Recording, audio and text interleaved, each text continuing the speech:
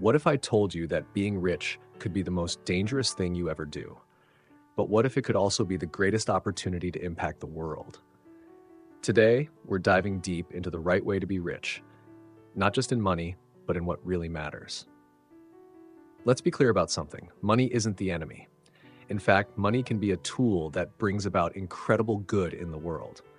But here's where we get lost. It's not the wealth itself, but how we see it, how we use it, and how we let it define us. I've met people who had everything, the cars, the homes, the vacations, but they still felt empty inside. Why? Because they were missing the true purpose of wealth. Not what you have, but how you give. This concept isn't new. In fact, it's been around for over 2,000 years. In the Bible, Paul writes to Timothy in 1 Timothy chapter 6, and he says something that completely changes the way we think about wealth. He says to the rich, "Don't trust your riches, but be rich in good deeds." Think about that for a second. The true wealth isn't what's in your bank account, it's in what you do for others. What does being rich in good deeds mean? It means using whatever you've been blessed with, whether it's money, time, or skills, to lift others up. It means focusing not on what you can accumulate, but on what you can contribute. Here's where it gets tricky. Paul warns not just about having wealth, but about wanting to be rich. He says those who desire to be rich fall into temptation and harmful desires that can ruin them. The problem isn't success, it's letting wealth become the goal of your life. When you're consumed with becoming rich, it's easy to lose sight of what really matters. We see this all the time, don't we? People who reach the pinnacle of wealth and success, but they're not happy. They have everything, but they feel like they have nothing. That's because money can't fill the void that purpose, meaning, and connection fill. But don't get me wrong, success is a good thing.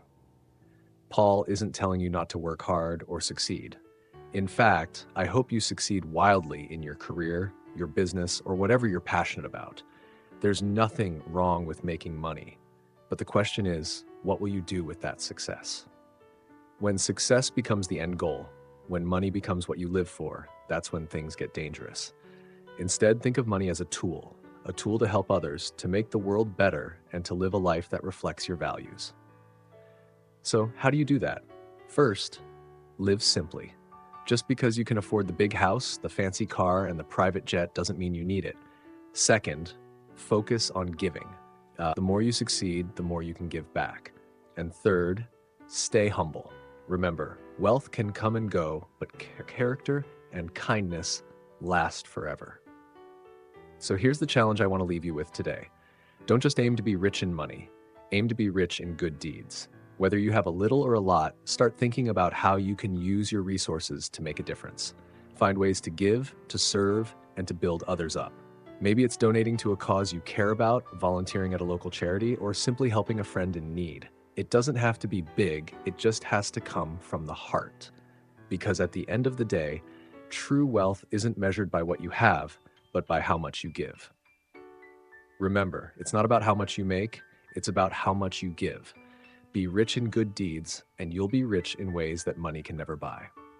Thank you for watching. If this message resonated with you, if it challenged the way you think about wealth and success, hit that like button and share this video with someone who needs to hear it.